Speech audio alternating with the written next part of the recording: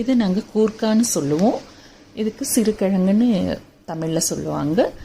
அது நல்லா மேலே நாரும் மண்ணும் இருக்கும் நிறைய. அதனால் நல்லா ஒரு 4-5 வாட்டி வாஷ் பண்ணிவிட்டு குக்கரில் கொஞ்சமாக தண்ணி விட்டு ஒரு விசில் விட்டு அது விசில் அடங்கினோடனே எடுத்து பச்சை தண்ணியில் போட்டுருங்க.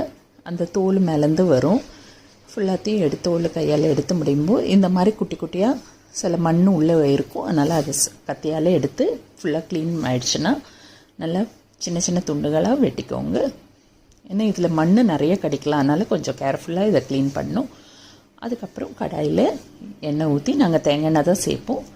அதனால் நீங்கள் என்ன வேணாலும் சேர்த்துக்கோங்க. தேங்காய் எண்ணெய் ஊற்றி சூடானதும் கடுகு போட்டு கடுகு பொரிஞ்சதும் சோம்பும் சேர்த்து பொரிய விட்டு கூடவே பொடியாக நறுக்கின இஞ்சியும் கறிவேப்பிலையும் சேர்த்து வதக்கிட்டு பொடியாக நறுக்கி வச்சுருக்கிற தேங்காய் பத்தைகளை சேர்ப்போம். உங்களுக்கு வேண்டாட்டி இதை ஸ்கிப் பண்ணிக்கலாம்.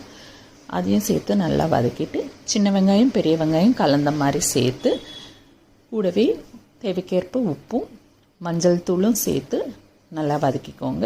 அது வதங்கி வரும்போது காரத்துக்கேற்ப மிளகாய்த்தூள் தனியாத்தூள் அதையும் சேர்த்து நல்லா பச்சை வாசனை போகிற அளவுக்கு வதக்கிக்கோங்க.